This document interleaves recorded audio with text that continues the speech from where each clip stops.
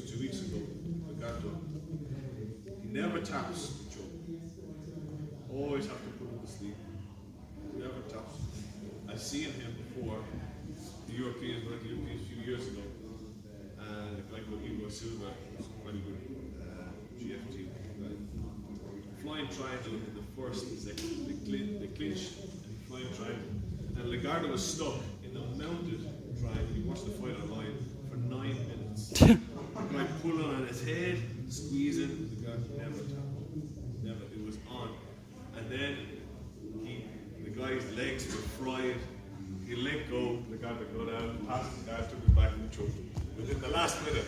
So what happened when we fought, was winning the fight, and then almost passed his guard, swept him, took us back, but didn't go for the hooks. It was a mistake. I saw his neck and I said, go for the try. For playing rugby, go for the try instead of kicking from the point. I went straight for the choke, and it was on. And he in the back of the neck, and then put on the choke, and then I said, oh no, he's not going to tap until I put him to sleep. And I said, it's not, my grip is starting to burn because I just went for it, I didn't have the perfect grip set up. And I let go, burned out. He got on top, passed like he took my back in the last minute again. So the guy, you can't always guarantee the person is going to tap. So you need to try and find whenever you can, when it's possible, the grip set up that allows you to stay there for a long time. So the person can't move. Okay, we're not going to tap, but you're not burning yourself out so much on top. Okay, if you get excited, you will. Okay, it's a different story. Do the basic Kalikatan, which is do mount position, and then I show you why you should. I encourage you. Everyone goes straight to side control if they get in the mount to finish it from side control, and there's no need unless you have to. Okay, because keep the mount. Right? If the person's much bigger than you underneath, go to side control because they might bridge off. If you're smaller, they're bigger. They might bridge off and then you're on your back. Not so good trying to finish this choke from the back. If you move to side control, it's very hard for them to bridge off because your weight is kind of here and they want to bridge you this way. That's not going to happen so easily. But try to stay in the mount to finish it because you have good position. Okay, there's no need to give it up, but I'll show you anyway. All right, we do the choke. Okay. A lot of times, guys end up here on the chin, and then this. I'm going to cause more pain than actual choking pressure. I can cause a bit of both, but Brian can stay here for a long time because you can see, look, if you lift your hand up, right, the shoulder's on his chin. I don't need it on his chin. So this is why I say to practice. Feel that. You can feel it because you're squeezing. Feel his chin. Now it's on his throat. Chin. Now it's on his throat. Another thing is that the person, Brian, will put his arm straight alongside. It's not even this. We'll deal with this in a second. Just put your arm like here. Straight your arm up. Like this. Here. And you won't choke the person from here. You'll have the leverage and underneath, start sliding up too much. Okay? This is I hate this. I really get annoyed when this happens and I let this happen. But I let this happen because once you get the position, you have to keep your head close to their head. So when he tries to do that, that's really hard for him to do. So that's right? The other thing is when Brian will bump to try to turn towards this direction, to pull his elbow to the floor to release position. So when I have this here, I have good pressure on the neck, head to head. That's why I like to have this hand first. So when he tries to bump, I can push him back, lock, and now I'm in good position to finish the choke. From the mount, don't keep your knees close together. You're more narrow. Spread your knees. So when Brian tries to move, I'm wider. Okay? And then I'm going to look in his ear. Now I look in his ear because it starts to pull my elbow from the other side and starts to rotate my bicep around his throat. So when I look in his ear and I hold, it's tight.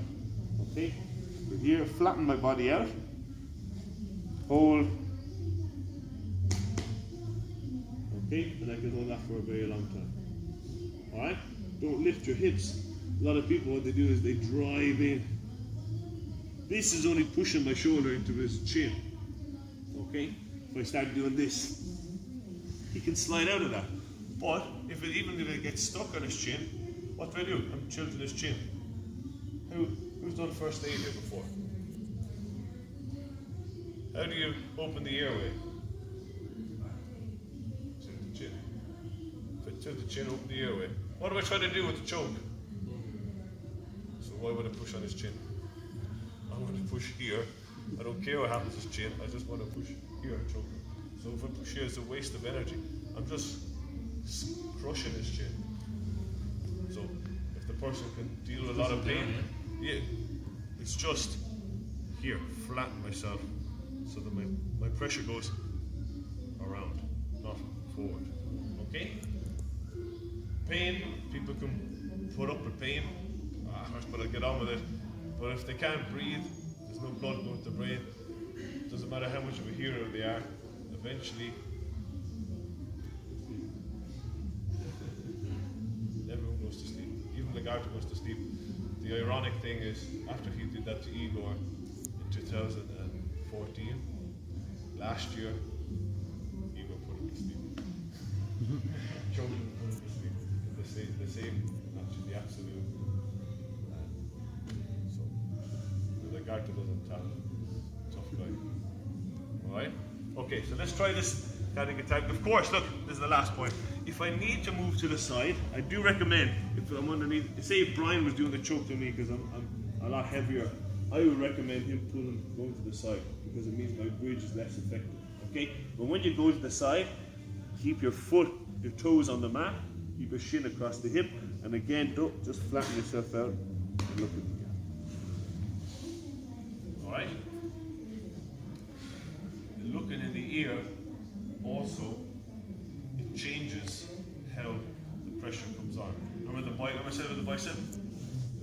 Most people do this Karagatami with the shoulder pressure. The shoulder is going to lock in the position, and the bicep is choked. Do you feel that? Yeah. So it won't matter if he does this, because this is protecting this side. And when you look in the ear, the pressure's on the other side. You can't do this side, because your arm is there. Do you feel that? Yeah. Okay, so look again. Okay. Okay, I step out to the side, answer the telephone for me there. Now, he's protecting the wrong side. Because the pressure's here. He can't protect that. So the beauty of doing it this way is not the traditional way of doing it, is the way I like to do it. The Braulio showed me some years ago. The guy answered the telephone, which is the most common way to defend. It doesn't work. Look into his ear. Because what happens is, I look into the ear, my body starts to twist, goes more into his neck. See, look at the redness in his neck here. Alright? Okay? Right, let's try this now.